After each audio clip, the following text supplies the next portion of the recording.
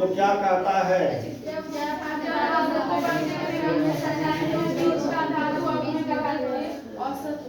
औसत होता है। बिल्कुल सही है। डोबरेनर का त्रियक नियम यह कहता है कि अगर तीन तत्वों के एक समूह को बढ़ते हुए परमाणु भार के क्रम में सजाया जाए तो जो बीच वाला तत्व है, क्या है? जो बीच वाला तत्व है, उस बीच वाले तत्व का परमाणु द्रव्यमान अपने अगल बगल वाले तत्वों के परमाणु द्रव्यमान का क्या होता है? औसत होता है। और डोबरेनर के नियम से एक बात और साबित होती है, और ये साबित होती है कि अगर परमाणु द्रव्यमान औसत होता है तो इसका मतलब यह है कि उसके रासायनिक गुण भी क्या होते हैं? औसत होते हैं, और रासायनिक गुण भी उसके मिलते जुलते हैं।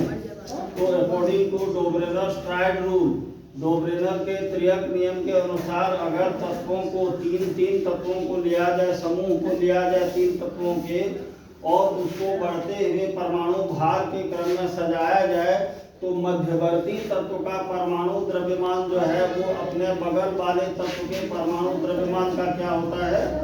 औसत होता है। क्या होता है? समानुपाती नहीं, औसत होता है। और औसत गुण अगर द्रव्यमान से, चूंकि द्रव्यमान जो है ये क्या है? ये फंडामेंटल प्रॉपर्टी है किसी एलिमेंट का। तो अगर द्रव्यमान रेसिप्रोकल होगा, अनुपातिक होगा, तो इसका मतलब है कि उसके रासायनिक गुण भी एक दूसरे के अनुपातिक होंगे। क्या होंगे? अनुपातिक होंगे, और वो एक दूसरे से मिलते जुलते हैं। ठीक है। डोबरेनर में तीन तरह के ट्राइड्स को लिया, वैसे बहुत से ट्राइड्स को लिए, कार्बन से लेकर के 56वें एलिमेंट तक उन्होंने यह प्रयोग किया।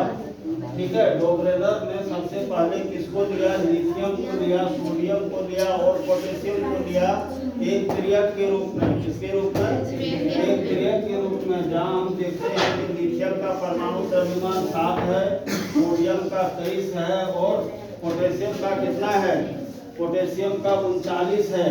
तो इसका जो औसत निकालेंगे तो 7 जोड़ 39/2 अगर करते हैं तो ये होता है 46/2, और 23 के बराबर होता है। यानी कि सोडियम का जो परमाणु द्रव्यमान है वह लिथियम और पोटेशियम के परमाणु द्रव्यमान का क्या है? औसत है। और औसत होने के कारण अगर परमाणु द्रव्यमान औसत है तो उसके रासायनिक गुण भी क्या होंगे? एक दूसरे के औसत होंगे, अनुपातिक होंगे। तो यहाँ पर हम क्या देखते हैं कि लिथियम भी क्या है? एक धातु है, और सोडियम भी क्या है? एक धातु है, और पोटेशियम भी क्या है? यह भी एक धातु है। ये भी क्या है? एक धातु है। तो एक गुण मिला। एक गुण क्या मिला? ये तीनों क्या है? धातु हैं। ये तीनों क्या हैं? इलेक्ट्रोपॉजिटिव हैं। ये तीनों क्या है? इलेक्ट्रोपॉजिटिव हैं, विद्युत धनात्मक संयोजकता प्रदर्शित करते हैं। तो इसके रासायनिक गुण भी आपस में क्या होते हैं? मिलते हैं। रासायनिक गुण आपस में क्या होते हैं? मिलते हैं इसके। तो यहाँ पर अगर इसकी क्रियाशीलता को देखा जाए, रिएक्टिविटी को देखा जाए, तो लिथियम, सोडियम और पोटेशियम में हम पाते हैं कि पोटेशियम सबसे ज्यादा मोस्ट रिएक्टिव एलिमेंट है। क्या है? ये मोस्ट रिएक्टिव एलिमेंट है। उससे कम कौन है? सोडियम। और सबसे कम रिएक्टिव कौन है? लिथियम है। तो रिएक्टिविटी में भी एक क्या है? एक रेसिप्रोकल वैल्यू पाया जाता है, एक औसत अनुपात पाया जाता है उसकी रिएक्टिविटी में भी, अभिक्रियाशीलता में भी। तो इस तरह से हम कह सकते हैं कि परमाणु द्रव्यमान का औसत होना उसके एक समान गुणों को प्रदर्शित करता है। किसके एक समान गुण को? वो जो तीन तत्व को परमाणु भार के बढ़ते हुए क्रम में लिया गया है। उसी तरह से हम लोग अगर दूसरे ट्राइड को देखते हैं तो इसमें कैल्शियम है, स्ट्रोंशियम है, और क्या है? बेरियम है।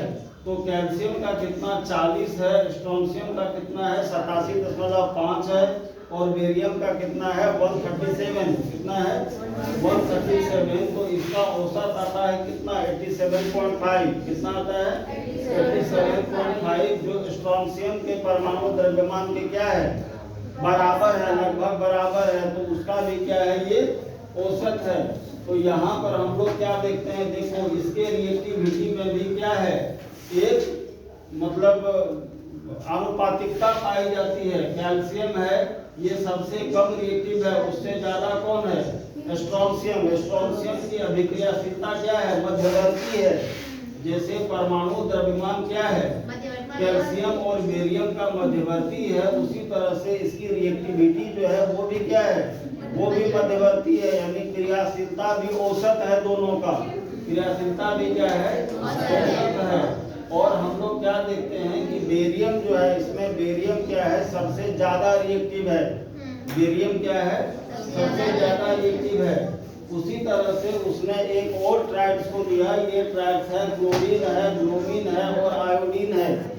ठीक है, इस ट्राइड में क्लोरीन का परमाणु द्रव्यमान कितना है? 35.5। ब्रोमीन का कितना है? 80। ब्रोमीन का कितना है? 80 है। अब आयोडीन का कितना है? 127 है। और इसका औसत अगर निकालते हैं तो आता है 81.2। कितना आता है? 81.2, जो ब्रोमीन के परमाणु द्रव्यमान के बराबर है, लगभग बराबर है। तो यहाँ पर हम क्या देखते हैं कि क्लोरीन और आयोडीन का जो परमाणु द्रव्यमान है वो किसका औसत है? वो ब्रोमीन का क्या है? औसत है। ब्रोमीन इन दोनों के परमाणु द्रव्यमान का औसत है। और यहाँ पर एक बात और देखो, ये हेलोजन फैमिली का है। ये तीनों क्या है? ये तीनों, यानी परमाणु द्रव्यमान मिलने का औसत होने का मतलब है कि डोब्रेनर ने ये कहना चाहा कि तत्वों के रासायनिक गुण भी एक दूसरे से मिलते जुलते हैं। सिर्फ परमाणु द्रव्यमान ही औसत नहीं होते हैं, उनके रासायनिक गुण भी क्या होते हैं?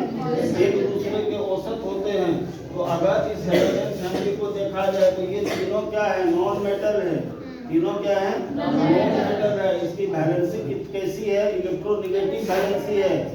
और ये तीनों क्या है? हेलोजन फैमिली के मेंबर हैं। ये तीनों क्या है? हेलोजन फैमिली के मेंबर हैं।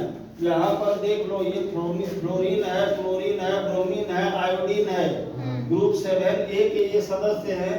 और ये हेलोजन फैमिली है। ये क्या है? ये हेलोजन फैमिली है। ये पेरियोडिक टेबल में हम लोग इस तरह से देख सकते हैं। जिस तरह से हमने देखा कि क्लोरीन और आयोडीन के परमाणु द्रव्यमान का औसत मध्यवर्ती कौन होता है? ब्रोमीन होता है। तो वहां पर हम क्या देख रहे हैं कि क्लोरीन और आयोडीन के रिएक्टिविटी का मध्यवर्ती किसका अभिक्रियाशीलता है? ब्रोमीन का। तो ब्रोमीन की रिएक्टिविटी जो है वह भी क्या है? वह भी मध्यवर्ती है। तो इस तरह से डोब्रेनर ने पेरियोडिक टेबल के निर्माण में तत्वों के वर्गीकरण में एक महत्वपूर्ण योगदान दिया। और 19वीं शताब्दी के यह एक जर्मन वैज्ञानिक थे जिन्होंने डोब्रेनर का त्रियक नियम दिया। जिन्होंने क्या दिया? डोब्रेनर का त्रियक नियम दिया। साथ ही डोब्रेनर का एक महत्वपूर्ण योगदान रसायन के क्षेत्र में यह है कि सबसे पहले डोब्रेनर ने ही यह बताया कि पीटी का, प्लूटोनियम का इस्तेमाल एक उत्प्रेरक के रूप में किया जा सकता है। किसके रूप में किया जा सकता है? उत्प्रेरक के रूप में किया जा सकता है। उत्प्रेरक क्या होता है? उत्प्रेरक होता है जो रेट ऑफ रिएक्शन को क्या करता है? बढ़ा देता है। That increases the rate of reaction either in backward direction or in forward direction and recovered unchanged at the end of reaction। ठीक है। और ये बिना परिवर्तित हुए प्रतिक्रिया के अंत में क्या होता है? पुनर्स्थापित हो जाता है। उसको हम लोग क्या बोलते हैं? उत्प्रेरक बोलते हैं, या फिर उसको क्या बोलते हैं? कैटलिस्ट बोलते हैं। ये प्रॉपर्टी किसमें पाया जाता है? तो प्लूटोनियम में पाया जाता है। और ये बात सबसे पहले किसने बताया? ये डोब्रेनर ने बताया। तो डोब्रेनर का यह भी एक महान योगदान रसायन विज्ञान के क्षेत्र में है। ठीक है। अब इसके बाद हम लोग डोब्रेनर के बाद हम लोग फिर दूसरा जो है